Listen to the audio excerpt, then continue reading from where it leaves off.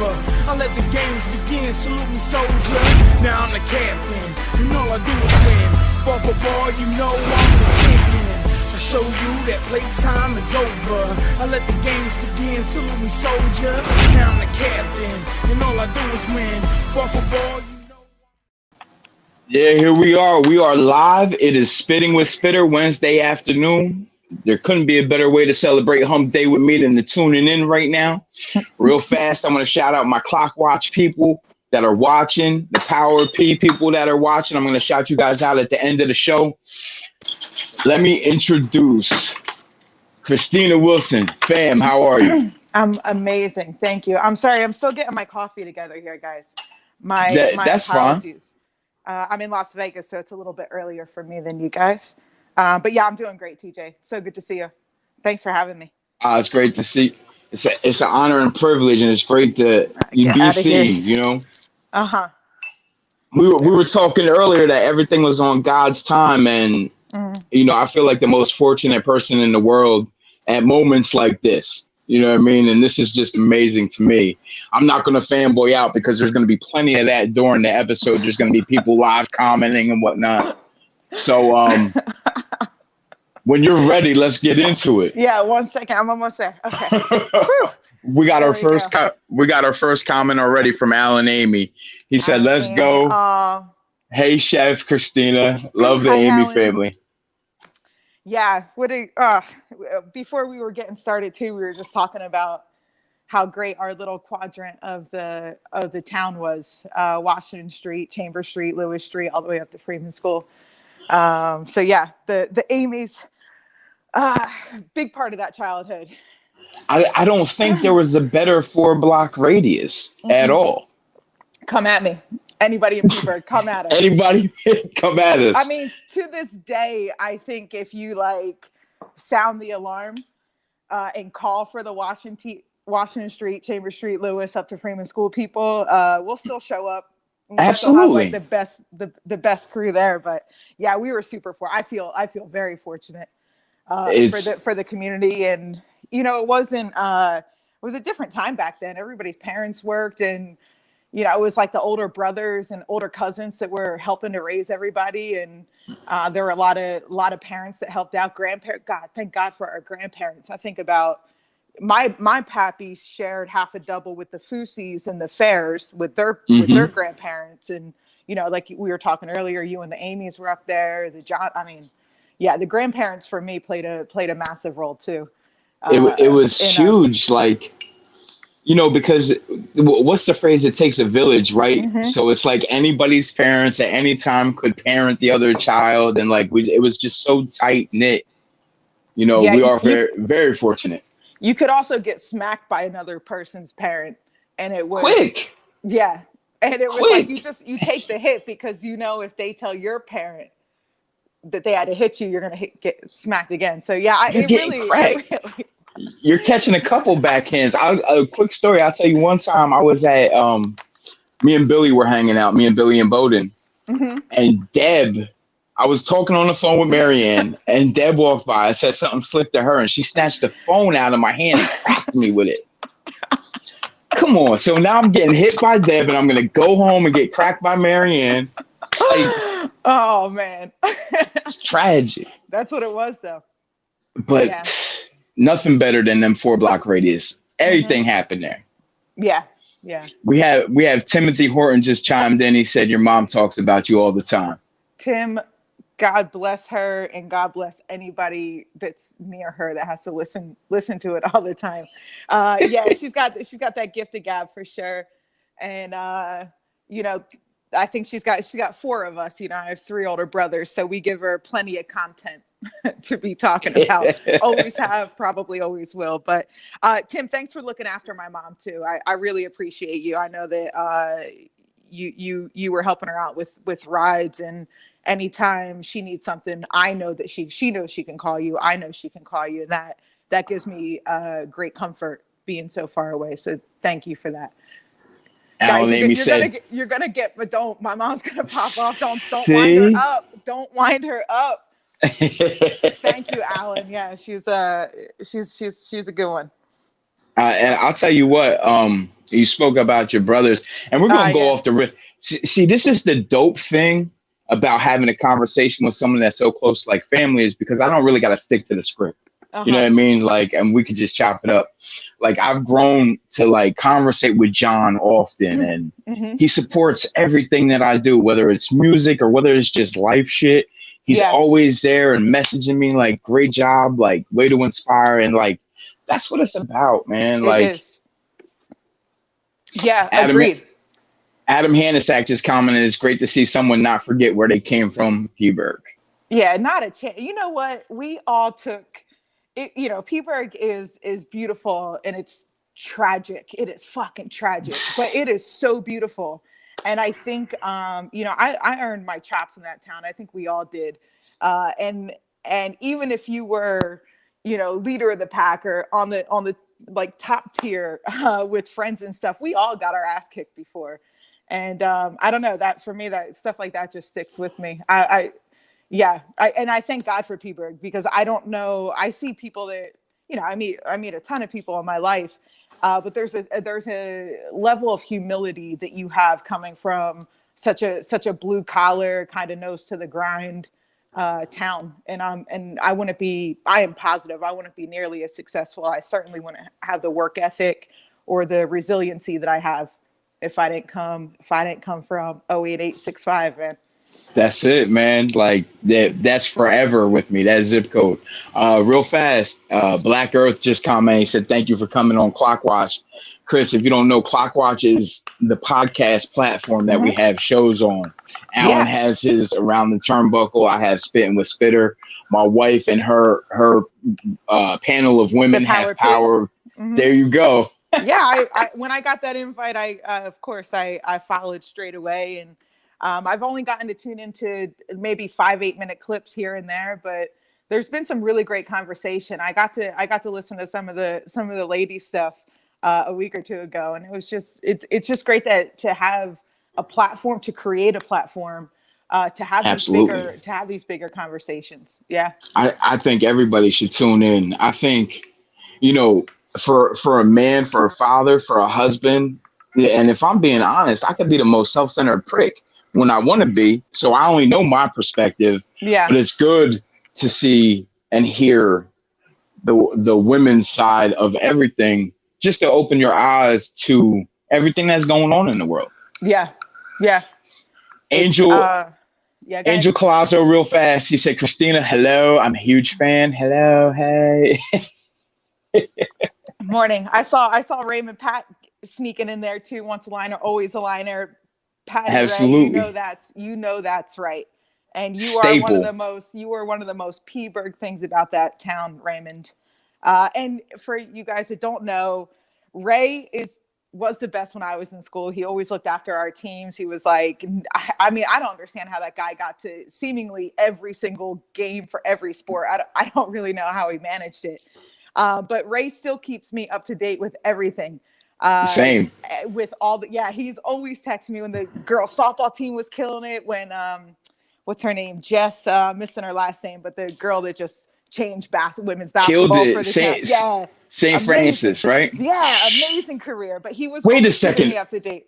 Wait a second. Time out. I'm glad you brought that up. Who's winning in the one-on-one? You in your Uh, prime or her? nah, she's got me. You There was think? absolutely. I played street ball. I think that Yes. Jess has a discipline that wasn't. She's got a discipline, I'm sure, that's just innately in her, and I don't mean it. I'm not taking away from that when I say this, but I think that the feeder programs when I was in that town and playing basketball versus what the feeder programs are now are miles apart, and thank God they are, Absolutely. because I think it Absolutely. actually gives young athletes just a better chance at snagging some scholarships. People that were in my class or like in my kind of time period, we were coming off that. People don't realize this. We were coming off being part of the East Penn Conference. So Mm-hmm. we started, because we were in Jersey, we started every season 2 weeks behind. By the time we had our first scrimmage, East Penn was already into their Playing game. So games. Yep. so that was that, you know, that to be like the shitty Jersey team in this powerhouse conference, that's really tough when you're trying to get recruited. So then we moved to the Skyline Conference, and I think since then the town's gotten bigger. I mean, obviously I hear the high school is just magnificent now. I've driven past it, but it's like Lafayette College. Yeah, and you would have been in school. You know, I was there for the very first trailer that they put behind the large gym because we didn't have enough space in the classroom. We were taking sex ed out there back then, in driver's ed and stuff. But I think I would absolutely put my money on Jess, and that's both her own discipline and dedication to the sport, and the feeder programs, which are much improved in that town, thankfully.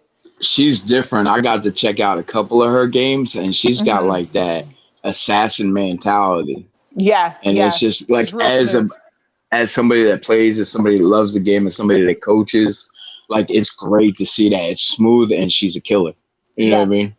She sees the floor too. That's such a big thing. She had great anticipation. I only got to see a few games that some of the ones that were televised, and because Ray would give me the links and stuff when the games were live. But she was amazing to watch. Really good. I'm gonna shout out. I don't know if my cousin Jose is on here, but his daughter is gonna kill it too. She'd probably be my ass 101. She is insane. She is tough. She is tough. She played for Banger, right? Yeah. Mm-hmm. Yeah, it's almost not fair. I feel like by like she should get grandfathered into Peaburg sports or something. She should be absolutely. There shouldn't even. There.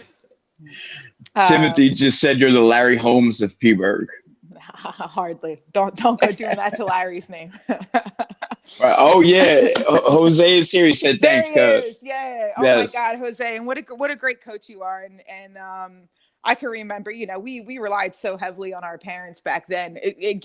Sports programs are so different, but you know, our parents were coaching us. I don't know that they had the skill set to be coaching us, but they had the time.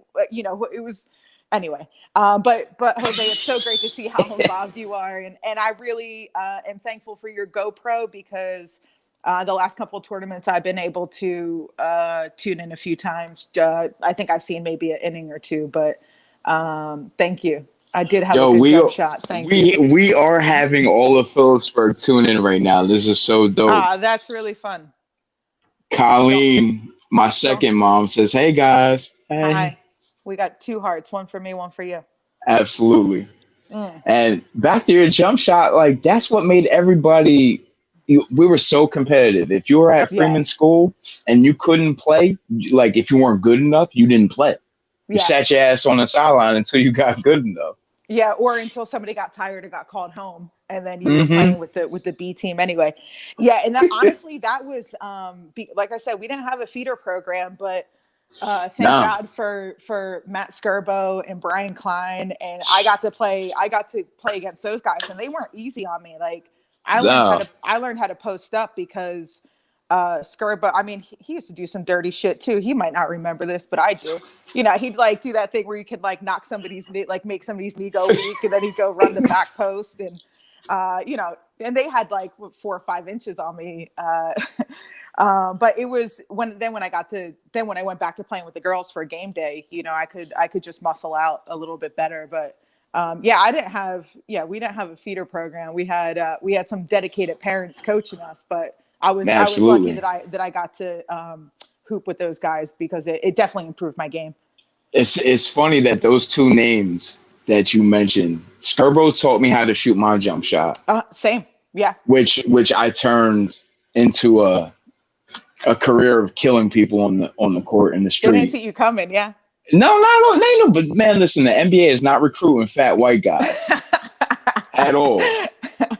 And then Klein, I think he was bar none one of the best talents in Phillipsburg, all sports. Agreed. All sports. Yeah, he was a lot of fun. And I mean, I gotta honestly, the youth center was an amazing place. And you know, my Uncle Al used to play up there with Mr. Tarpey and Mr. Fallon and all those guys. And they taught me how to be a little more dedicated. I remember my Uncle Al, as I got older, I couldn't leave the court until I made 50 free throws in a row. It wasn't every time I was up there, but he made me do it a few times, and it was frustrating. And I like missed on 38, but yeah, Funds and Tarp were like, man, listen. Oh, you know, like that long ball too. Oh my God, yeah. They were so I try to tell like the kids I coach now, I'm like, there was a point Klein didn't let me leave Freeman School. It was dark. It was like 9:00 at night. And he said, you can't leave until you make these 3-pointers. I'm like 13 years old and like no form, didn't know how to shoot. And like, he was just being a straight dick to me, but it turned that competitive nature that I needed to just lock in, you know? Yeah. And you're right. We all were so competitive. Absolutely. Yeah. It's good Free stuff. throw state champ, FYC All-Star. All right. Absolutely, Chris Van. Jeez. There you go. So you got a couple titles that I want to bring up. So executive chef of the U.S. division for all of Gordon Ramsay's restaurants. Indeed. For the U.S. We have 10 restaurants in the U.S. So I look after those 10. When I took this position a little over 5 years ago, we had 4 restaurants. So I've been able to open 6 in the U.S., 1 in Dubai, 1 in London, and I helped with 1 in Hong Kong, which was super fun. But yeah, my responsibility is the U.S. here. And please don't take any offense to this because I don't want to sound offensive. Fine. But everybody's so focused on Gordon Ramsay and the Hell's Kitchen, and I'm in the mentality of, oh no, we all fought each other, played against each other, and like this conversation is going to be different. And like Jason Cleaver, who's near and dear to my heart, just said, "Big, remember that time with the Brainerd Street down the hill? I had the lower rim." Yeah, it's on my notes. 8-foot net at Brainerd. I'm not even kidding. This right here. 8-foot net at Brainerd. That's so dope. Down there. I was the only one that couldn't dunk at the time, and they charged me up, and I finally dunked. It was one of the greatest memories down there ever. And like, that's what Pittsburgh is about. You know what I mean? Like, yeah, and there's always some like super dodgy path to get to the good stuff because you had to cut down that. You had to cut down Washington Hill in through the trail. Yeah. Don't fall because it's over. You're gonna end up on the tracks. Yeah. Yeah, it was always something super dodgy, which I loved. I loved walking those. You know, I gotta also say that like anywhere else that I've been, that I've had conversations that relate back to things we did as kids in Pittsburgh. First of all, thank God there was no social media.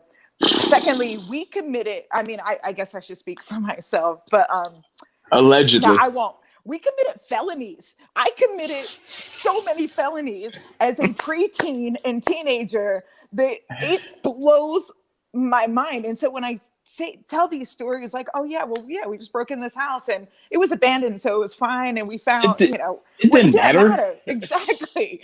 Or when I talk about, just walking the tracks, I'm like, oh yeah, you just cut down. Another thing that I don't think anybody in this country that I've come across has done yet is forts. Everybody had at least one fort, at least absolutely. One. And sections of town had a few communal forts, and then a few like, nah, this is our fort. And forts is something that doesn't happen in other towns. So no, not at all. We got that. Like, I look at, and no offense to the new generation, but I'm like, are you guys even living? If you haven't passed out on the tracks from overindulging in Mad Dog 2020, are you even living? Oh, real fast, that's my little cousin Logan Foos. He's an upcoming chef, and he was real interested in today's show. He just said he got a 5-minute break, so he wanted to tune in. He said he's going to come back and watch tonight, so I told him I shout him out. I love you. I love your family. Good luck with it all, Logan. It's not an easy one for sure. He's dope, definitely. Dennis Hoffman says Washington Street. Whoop! Congratulations on all your achievements. Dennis knows. Yeah. Oh man. Yes. Good stuff. Everybody's tuning it. It's so dope. Like that's our childhood, though. Like you said, I mean, some of us committed felonies as adults and got caught for it, but Yeah. I digress. Whatever. Yeah. How many times? How many times do we have to jump the fence to go swimming at night at Walters Park? Like Countless. you think they would just unlock the fence and just let us in? Yeah. You know what I mean? Like we're going in anyway. Yeah, we were. I think that's something that I realized too, being out here, and just as I meet people in life, we were raised in survival, not necessarily in love. I'm not saying we didn't have love growing up, but there wasn't this like, oh yeah, okay, come home at 3:30, and there's gonna, at least my experience. I didn't have this Right. like, 3:30, we're gonna have a snack, and then, there was no, it was be home by dinner. Don't get in trouble in between. But we learned how to be resourceful. And yeah, I think you just end up a different adult when you're raised with this kind of survival. It's definitely mentality. different.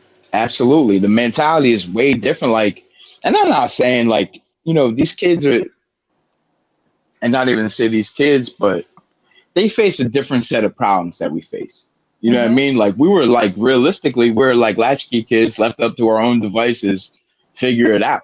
You know what I mean? Like snow days, we would be at Western Auto shooting pool, playing video games. Absolutely, because it was shelter. Yeah. And you would bum. You would try to bum like $1 worth of change so that you could be there all day. God bless those people that ran that store. Man, I remember eating those fucking nasty microwaved hamburgers halfway through the day. Man, it was nice and it was so warm and toasty in there when they put that pool table in. Man, that was a game changer. And I swear, for like probably until my adult life, late teen years, I didn't know that it was called Western Auto. I didn't know that it was 2 words. It was Western Auto. Western Auto. You just like slurred it together. One word. Yes. Hand on heart, I had no idea it was 2 words. I think like 2 of the letters were probably knocked out in the sign anyway, but yeah, it definitely was. Did not know until way later than I should have known. And that store was called Western Auto. And then as we got older, it was Glenmore Variety. Yeah, I gave up. Yeah, your buskies, that's all you're getting from me. Yeah, that happened. I think that was probably past middle school, either late middle school or past. But yeah, I wasn't into Glenmore Variety. Listen, Colleen is telling on me now. She said Mad Dog 2020 found many bottles under Matt's bed after TJ was there. Listen, I don't know the recipe or how the bottles got there. Mad Dog. Yeah, why'd we go for that? Another thing that we did that other people don't do is drink Blackberry Brandy. Why were we drinking Blackberry Brandy? Oh my God. I mean, I'll never. I have the most disgusting Easton Peaburg football game story that I could tell right now. Go for it. I'm not. No, I'm not doing it. I'm not doing that to myself. I'm not ever. Okay, check this out. I'll give you a little bit. It was Easton Peaburg football game. We're partying the night before. I drank so much Blackberry Brandy. I spent the next 3 days just Turkey Day. Yes, Western Auto. Yes, yeah. You got it. You get it. All one word. That's great. So 3 day hangover from Blackberry Brandy. Never again. Yeah. Never again. It was. Yeah, that Goldschlager. Like when I don't drink a ton. I might have 1 or 2 alcoholic drinks a week, maybe. Right. I mean, it took me a long time to get off of that, but it just in any case, when Fireball came out and everybody was like going crazy, I would smell it and I could only have flashbacks of Goldschlager. And it makes me like on site, makes me salivate and feel like I'm gonna aftershock. Aftershock, eat the crystals. Man, y'all giving me a stomach ache. For real. Anyway, we'll move on from that. It's tough though. It's it's amazing how much alcohol is part of the culture in our town. If I'm remembering correctly, and you guys, somebody on here can fact check me. Maybe it was like an urban legend. I think it was true. But when I was growing up, we had the most bars per capita in the U.S. Yes. And I'm pretty sure that was true. And that's heartbreaking. And then we wonder why people fall into that trap and get stuck in that town before the Logan Easton Peeber cook-off before the Thanksgiving. I promise you one thing I will not be doing before the Easton Peeber game, and that is cooking. I go up. I still go to the Easton Peeber game every year. I go with Nikki Elmo and her family, but I usually get to see Tiff and Demetrius and Nisha and all those guys, which is, it is my favorite holiday. It's the only day I ever ask off for in the year. But yeah, I'm on a different day, on any day except before that game. But I love getting home for that game. But yeah, the drinking is just, it's unbelievable. And again, nobody can figure out. It's sad, right? Nobody can figure out, like, and again, we're not going to talk bad about the town, like, because there's a place that we hold so dear to our hearts. But like, what do you think is going to happen if you put a bar on every corner? You know what I mean? Most in Jersey, second in the nation. That's wild. Your brother with the Googles, real quick. You have no idea. Chucky is like a walking board of Trivial Pursuit. He always has been. This nerdy little, this guy, he can remember a batting average from like the 1989 Phillies without even trying. And yeah, he's great.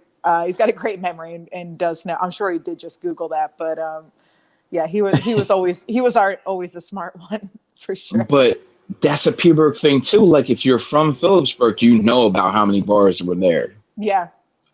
Again, with the alleged felony charges, we would go to these different bars and have the old timers get us alcohol and get served. No problem. With fake IDs down there at Family Liquor on South Main. I mean, I think I don't even think I was. I don't even know, but. Yeah, I don't think, and it's not talking bad about the town, quite honestly. No. I think that there's been some really strong glimpses of good progressive leadership. I'm not in that town, so I can't speak on what's actually happening.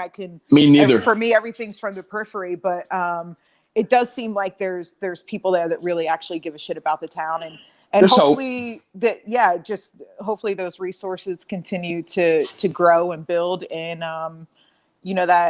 that community aspect that we were talking about too. I know you can't be hitting other people's kids or even your own kids these days, but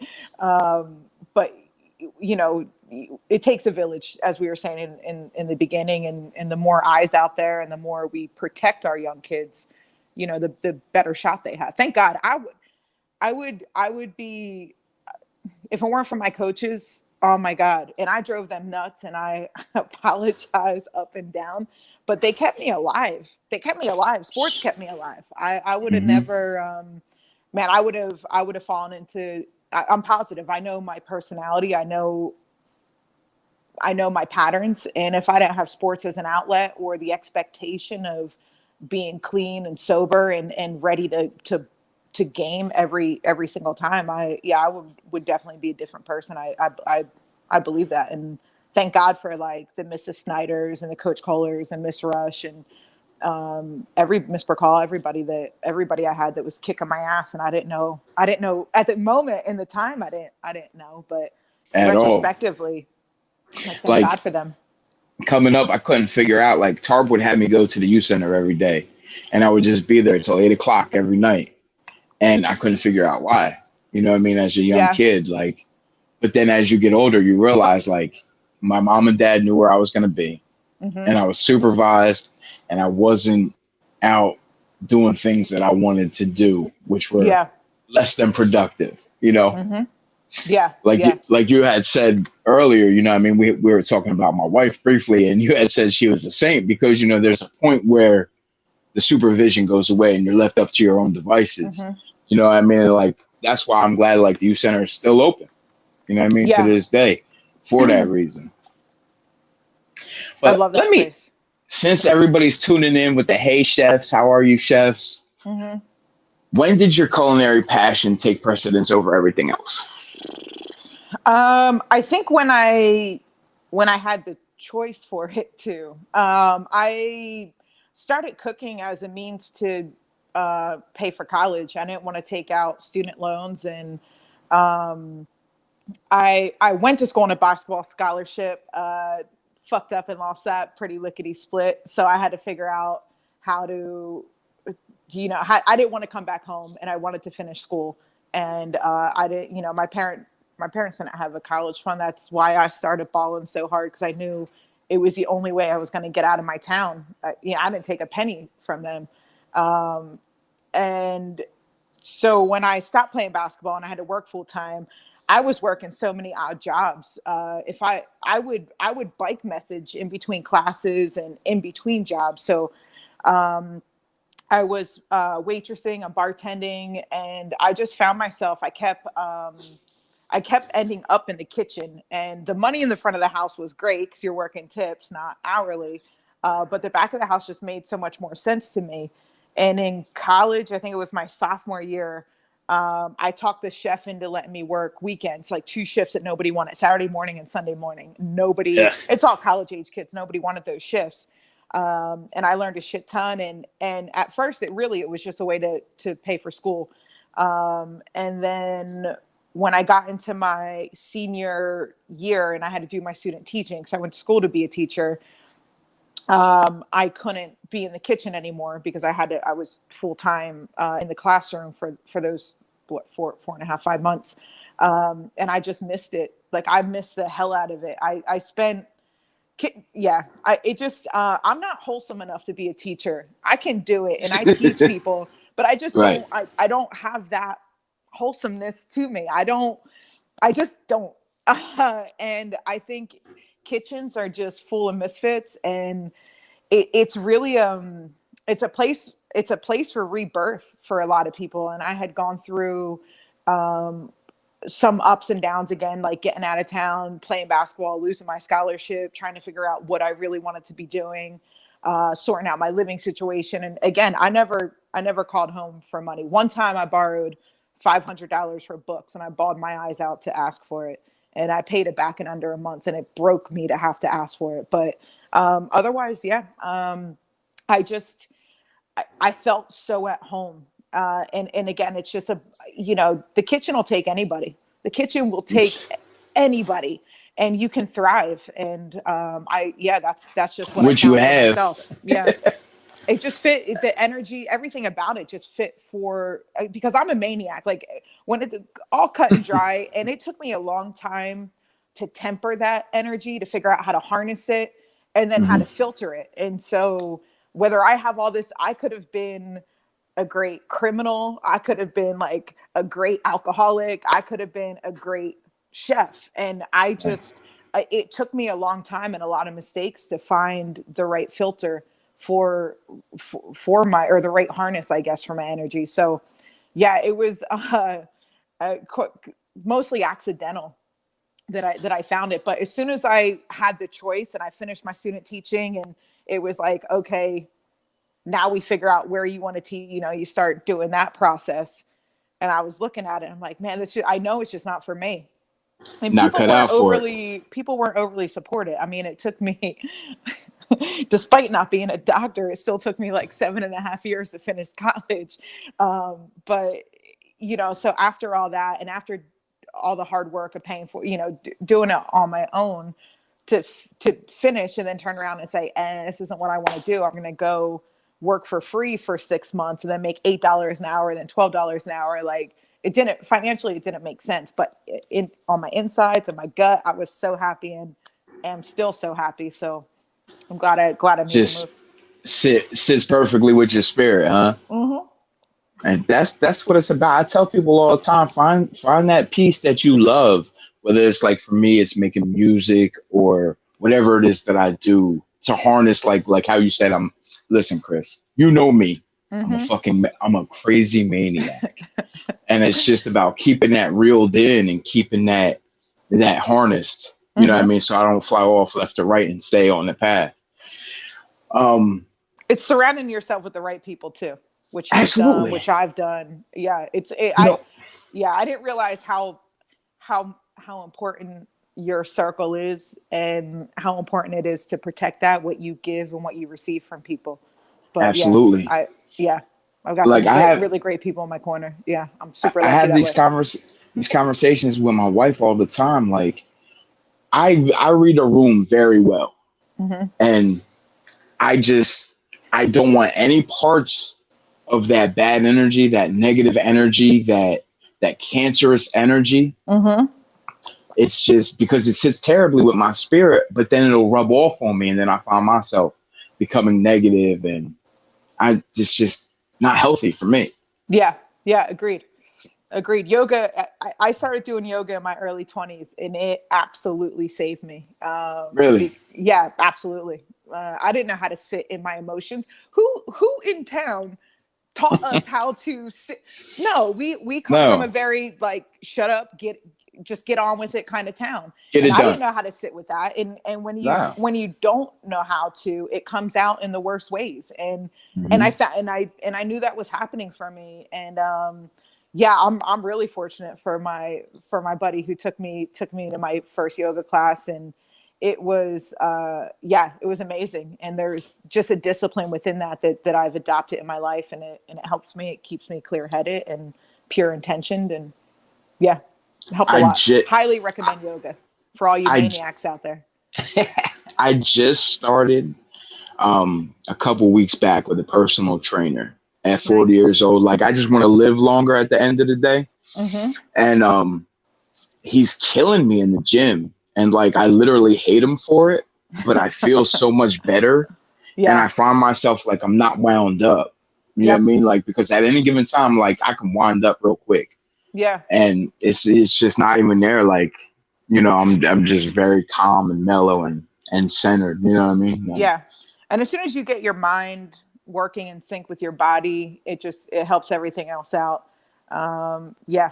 Yeah. Agreed. It's so important. how did Hell's Kitchen come about?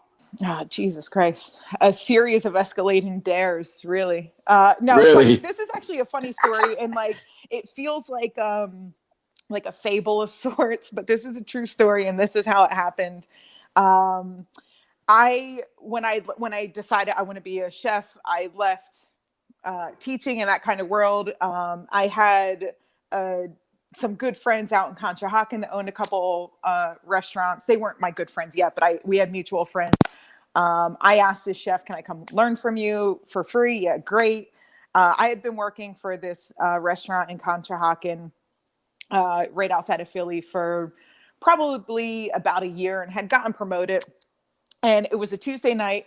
I remember this like so vividly. It was the winter time. It was probably early December. It was a Tuesday night. We closed the kitchen at 10 o'clock. Catty corner from where the restaurant was is a Marriott, and it's really the only hotel in that area. So a lot of people that travel and are out there for business stay at the hotel. There was this set of twins, Lisa and Debbie Gantz, came in at like 10:15. I had already sent my kitchen guys home. I'm back there scrubbing the kitchen. The bar was open until 2. Annie, the bartender, comes back and says, "Hey, I got these two ladies. They just landed. And I know that there's nothing else in town open. They're hungry. Is there anything you can do for them?" I already had like 2 beers because I was cleaning the kitchen. So I was like, personality out. I'm feeling fine. And I said, "Yeah, let me go talk to them." So I go out and I say, "Hey, nothing off the grill. I don't want to turn it back on, but anything from this side of the menu." Cool. So I go back, they order, I go back, make their food, bring it, I deliver it because we have no servers, no problem. They buy me another beer. They're like, sit and talk to us for a minute. Cool. We have a great time. They're 2 little twins, little Jewish ladies from Long Island, New York.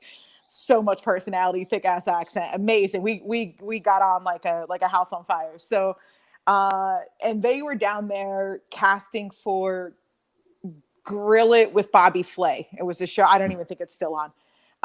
And they were like, "You should do it. We want you to audition." And I said, No. I'm only a year into, I just changed careers. I'm not ready. I would never want to be on TV. Not my style. No, thank you, but no, thank you. Right. And so they stayed in touch with me. anytime they were in Philly casting, they would hit me up and say, please just try out for this show or whatever show it was. And every time I politely declined, but I always invited them in for dinner wherever I was working. And so they actually saw my career like really develop. They were, I probably saw them about twice a year just because they were in the Philly area casting.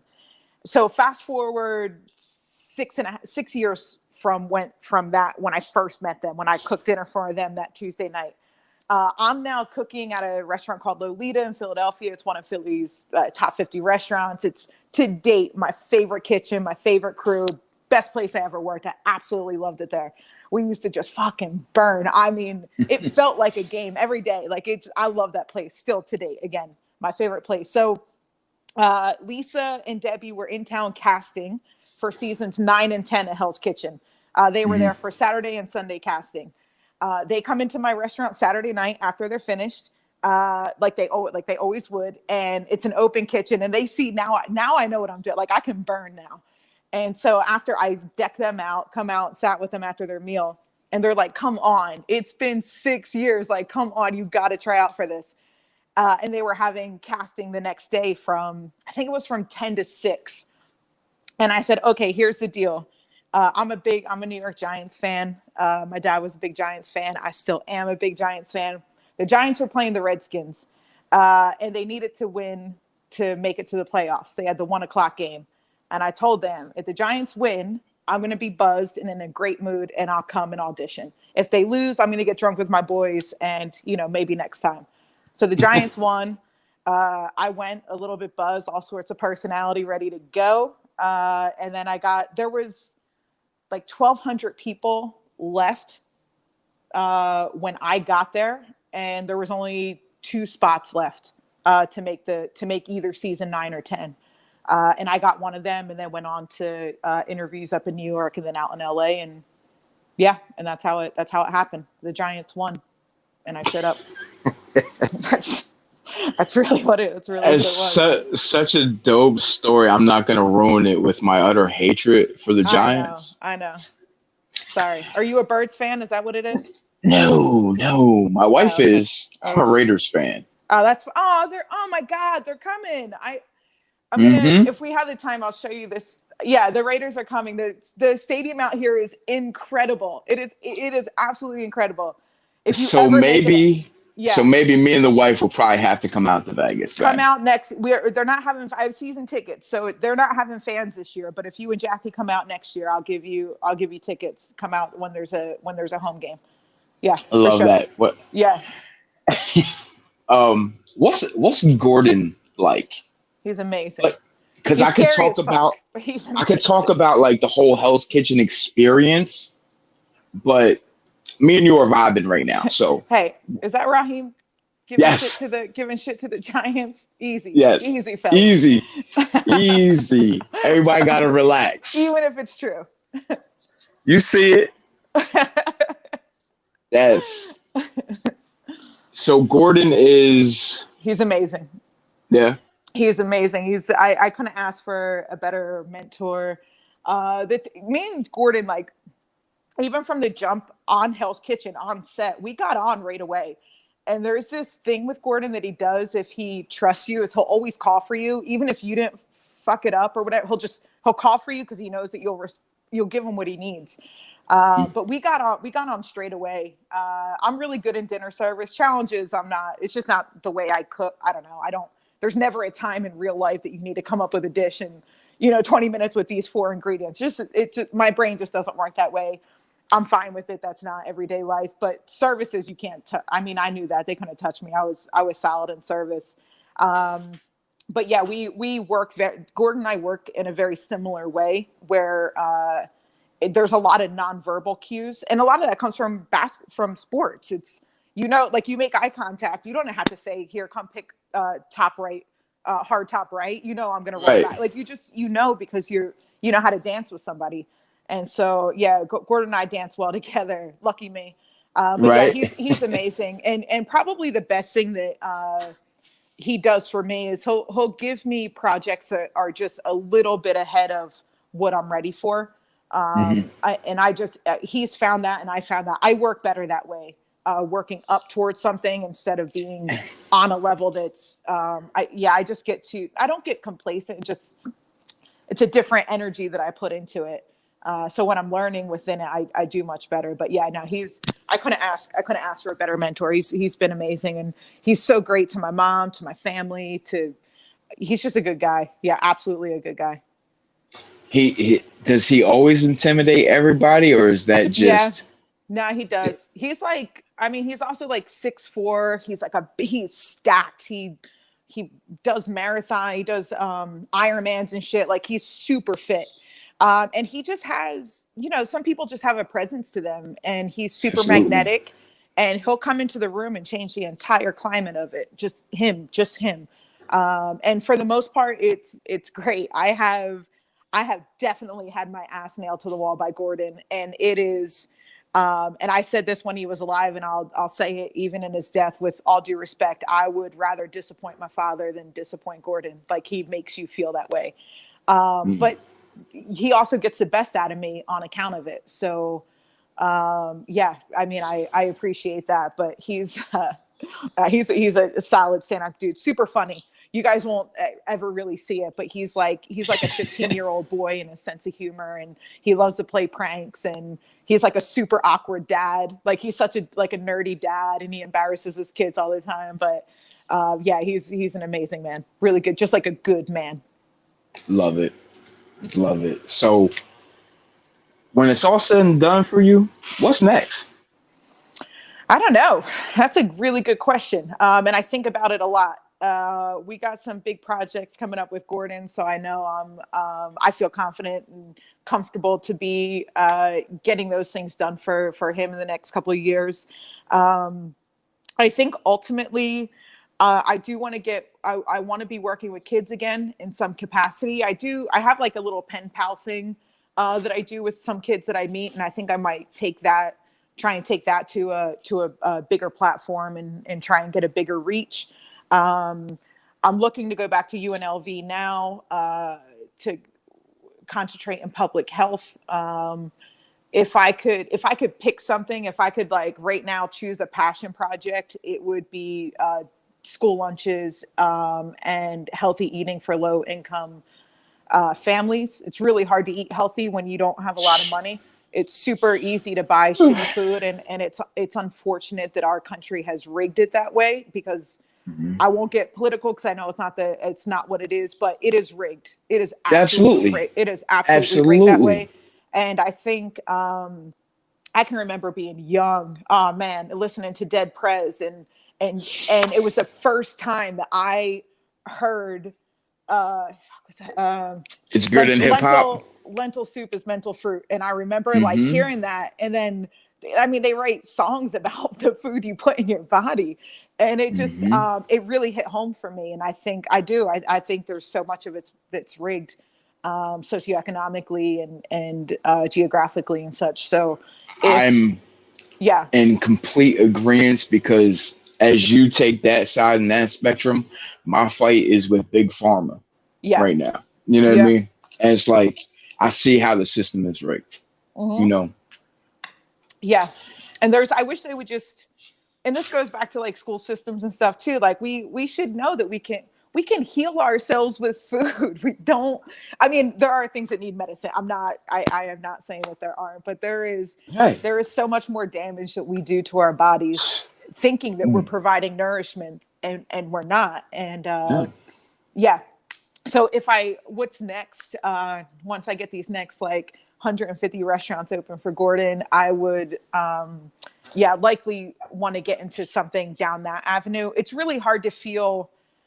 oftentimes hard for me to feel like I'm contributing to the world as a whole, or the bigger picture, through food mm, and beverage, outside of creating jobs. And that is probably like what I get off on the most in my job, is that we create jobs. I've now seen people put their kids through high school and college on a server salary at a restaurant and steak. Like, I've seen these kids, met them when they were 10, they're off to college now. I've been out here for 8 years.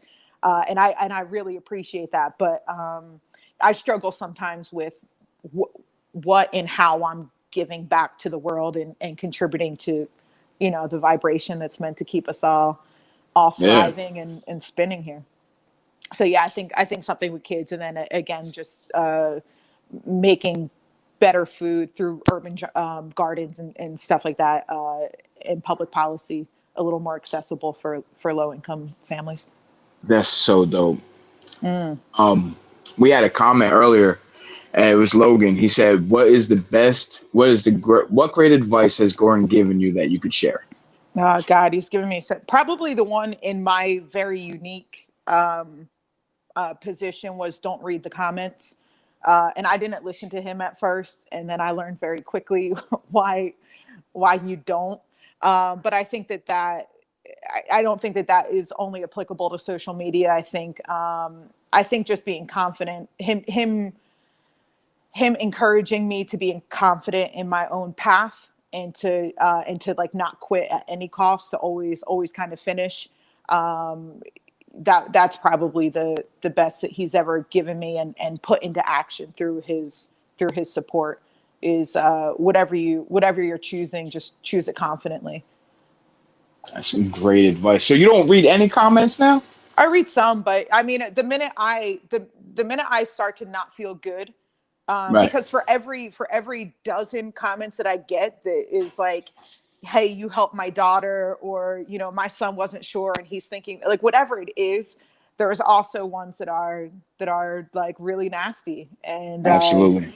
8 years ago, you know, I like coming off this show, it was a little bit harder for me, but again, I mean, I believe in my movements. I believe in what I'm doing. And so I do read some comments, but really not, I don't post for the comments. And on my social media, there's not a big call to action.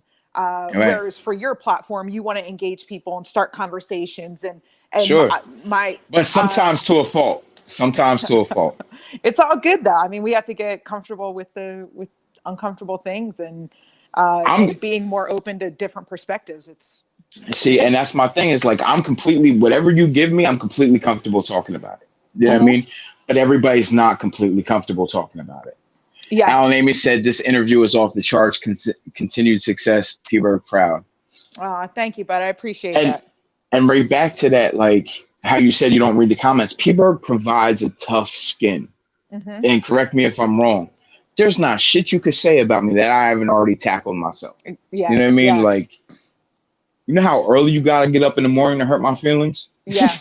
Yeah, it's so true. Like the shit that like there's no way. You're never gonna build a fire that's hotter than the one I walk through to get where I am. So it doesn't feel good, but it is easier to kind of get past them. I have a hard time because I want to engage, and that's that P-Bird in me that I want to be like, listen here, motherfucker, because let me just show you. I'll take you to school today. But there are times that I really do want to engage, but I also and for that I had to learn, you know, who's deserving of my time and who's deserving of my response, and what is it in me? Like, why is that one response getting me so wound up?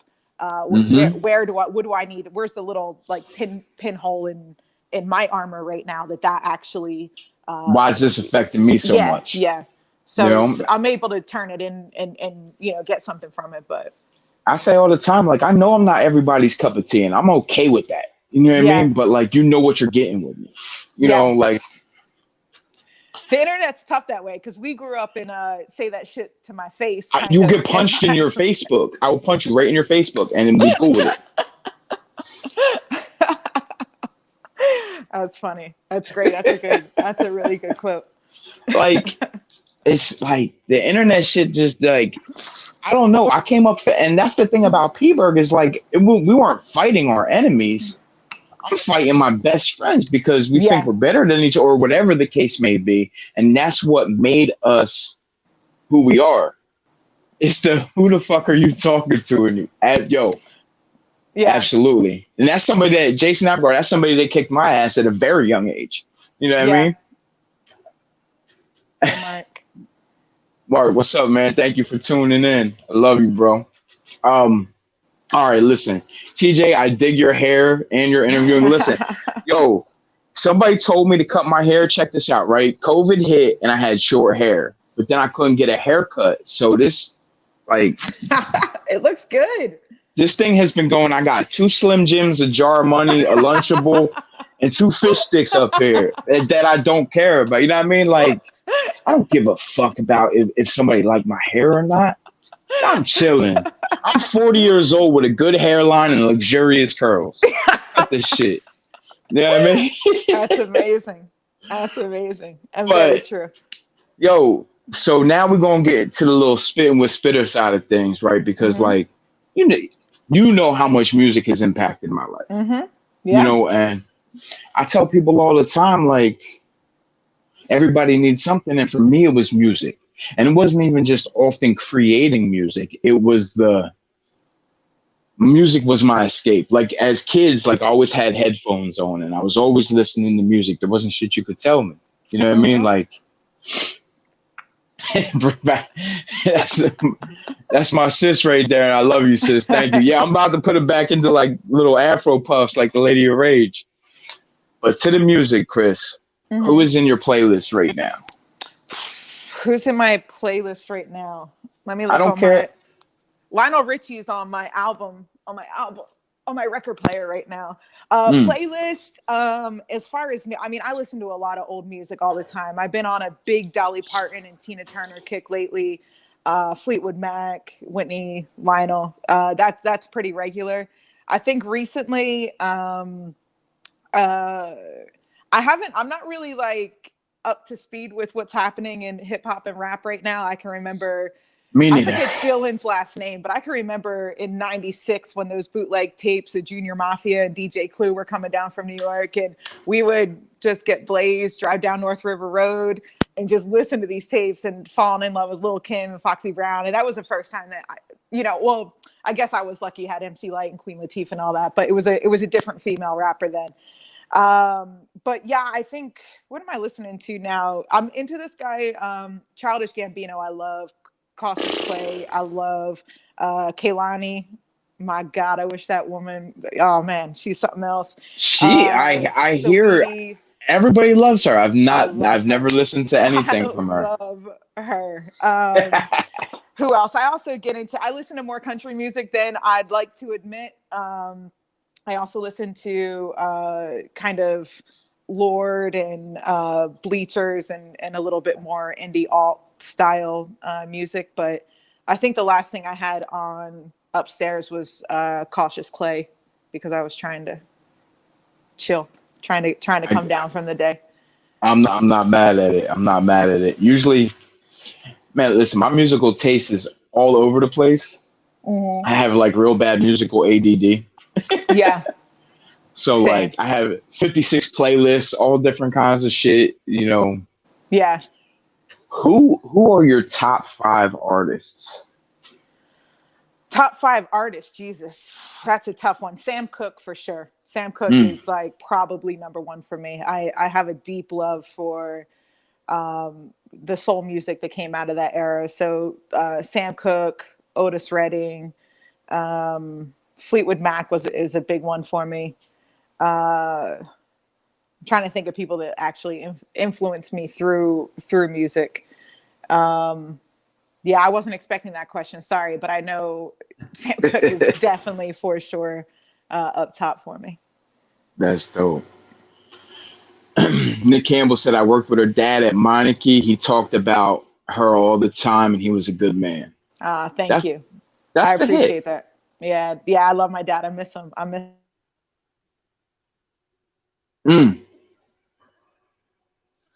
I can't hear you, sis. At 10. So guys, I'm so sorry, and they're starting to dial in now. But it was really good talking to you. And I can say on the way out, Nicolosi's is the best. Not pizza in the area. I put this plain slice, and I challenge people everywhere I meet. I put their plain slice up against anybody, anywhere, anytime. I still think it's the best. Listen, I know you're super busy, and I just want to show you some appreciation, gratitude, and love. And thank you just for, being able to sit down with me and just showing me that P-Berg love, as I'm getting this thing started for me. And I appreciate all your help. Is there anything you want to ask me before you go? I do, but it's not fair because I have like 10 seconds here. I'll answer fast. What's next for you with music? somebody came to me and has it's so hard for me to get inspired, right? To do music, to create music. Somebody scratched that, and I think I'm gonna start working on an EP again. Me and him, we're gonna do a collab project. He's super dope, and Thanks, we've been, Rich. you know, going at it for a long time. So I think it's time to tune in and really do it one last time. I'm getting old, man. Being 40 and rapping isn't as cool as it used to be. You know. That's all right. Well, I look forward to your next big move. And Oh, thank you so much for having me. And for everybody that tuned in, I mean, I love you guys. I shout out Peaburg as much as I can whenever I can. I'm so proud to be from that town, and for the way, and all you guys, if you knew me growing up, you shaped me one way or another. TJ, I can remember a quote that you put up 9 years ago now that said, "Don't get mad, don't get even, just get better."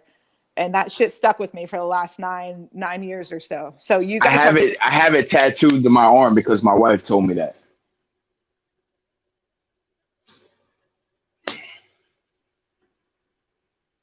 for producing this and making us look and sound good. Appreciate it. I really got to go. I'm so sorry. Listen, much love to you, sis. Thank you very much. I appreciate you, Christina Wilson, signing off. There's been another episode of Spittin' with Spitter. If you can go one time to Clock Watch, go to YouTube,